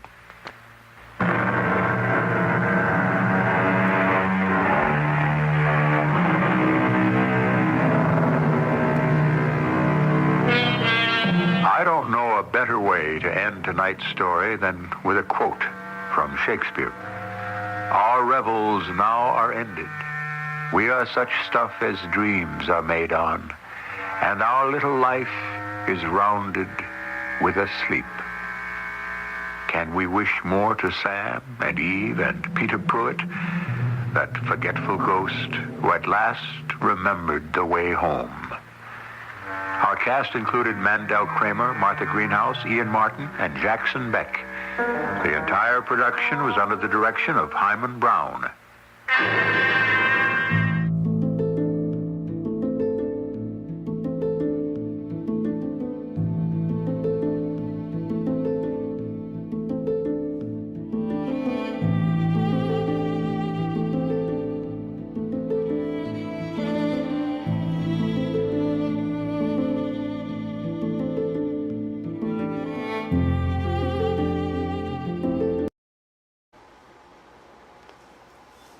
Well, here we are. We made it through. Glenn is on the floor with his big pillow with an X on it. Thank you for telling me you drool. Whoever's got their foot in my back, please roll over. I have never spent 2 hours with 20-something people in the same bed having so much fun. Oh, sick as a dog. And I hope everybody enjoyed that. Forgetful Ghost. Poor Peter Pruitt. I love the way that was written. I love the detail in it. Like I said, that one wasn't true, but a lot of true points. And the number ones are, the having your eyes lit with love, having that connection, and trying to do. Everybody in there was trying to do something for somebody else and putting them first. And it really kind of, in a small way, was kind of like the gift of the Magi kind of thing. We never got to hear what they got for their anniversary. But I think probably the greatest gift was that they could be together in love, surrounded by love, and they remembered the way home. So if the two things that we can take away from this whole thing is remember your way home, but enjoy the journey. Enjoy every minute. The pain, the sadness, the ups, the downs. Because if we didn't have those, we wouldn't know what happiness was. You don't miss the birds singing till they stop. You take it for granted till they're not there anymore. Right? So enjoy the journey every minute. And I have absolutely enjoyed this one with you guys. And I'm so glad I did this tonight, and I'm glad it came to me to do this. And I'm glad I could be here to share it with you. So if you are interested in CBS Mystery Theater, if it was something that was relaxing. There are so many of them available on YouTube, Odyssey, Rumble. You can Google it and go right to multiple websites that have these listed in order, and you can pick out the ones you like. There are ones based on Shakespeare. There is an entire series, I believe 5 or 6, that are based in Egyptian. Donnie would love those. A lot of historical ones, Roman history and things like that. They're all stories like this. There's also alien and UFO and mystery, pirate stories. It's so many different ones. They're not all ghosts, but again, those two are my favorites. Another one is The Sensitive, and there's a couple of others that are really, really good. And I will find them and put them up for maybe the next time we all share a bed. I hope you didn't catch any of my germs. Cat's claw. Yes, AJ. My a couple of cats that I fostered had like every time they ate, it's like every time you squeezed them, they'd fart. And, you know, it was just like they were so full of gas. So you figure, you know, they have some kind of a gastral or, they have some kind of gut bacteria off thing. With one dog, I think we did active cultured vanilla flavored yogurt, the cheap stuff, not the Yoplait and all the mixed up processed stuff. The yogurt, sometimes that helps. Dogs love it frozen, you know, in one of those Kong things, or, you know, ice cubes. You could just freeze them in ice cubes and give it to them, especially on a hot day. There's different things like that. Look up natural cures, gastrointestinal kind of thing, but you know, or maybe just not squeeze the puppy. But there you go. Yeah, I mean, you know, this has been something else, and it's just been so much fun, and it gave me something really to look forward to over the past couple of days. Sorry about the little break there when I was cutting out commercials, but that aspirin one just blew my mind. I mean, I'm sitting here with the flu. It's like, take an aspirin. You know, good old Bear. And who started Bear, Donnie? You can put it in the chat. Bear, good old Bear aspirin. But here we are, and I thank you so much for spending this time with me, for putting up with this and being here. Steve will be back next Monday. Steve is absolutely active and just making all kinds of things happen over there on his channel, and popping up just everywhere on Zariah Ask Kath, and doing fantastic interviews with all his wonderful books, and I couldn't be happier for him. It just makes me smile. You can probably hear it in my voice, you know, that I just love seeing my friends happy, man. That's just the bomb, you know, enjoying the journey. So yeah, it was a little sad, and it would be cool to be able to take a ghost to Vegas, but again, I believe it's happened. There's a couple of stories, you know, and maybe we'll get into those one night, but I don't think you're supposed to be doing that. If you find out that you've got abilities and you start using it for bad, they start to dwindle. You'd be surprised. There is some rules to this. What they are, I do not know. But I know if you're given an ability to do good with it, it enhances. If you do bad, well, sometimes it'll double fold on you. Thank you again. I'm going back to bed. Everybody roll over. Good night, everybody. Enjoy the journey, and thank you. See you next weekend.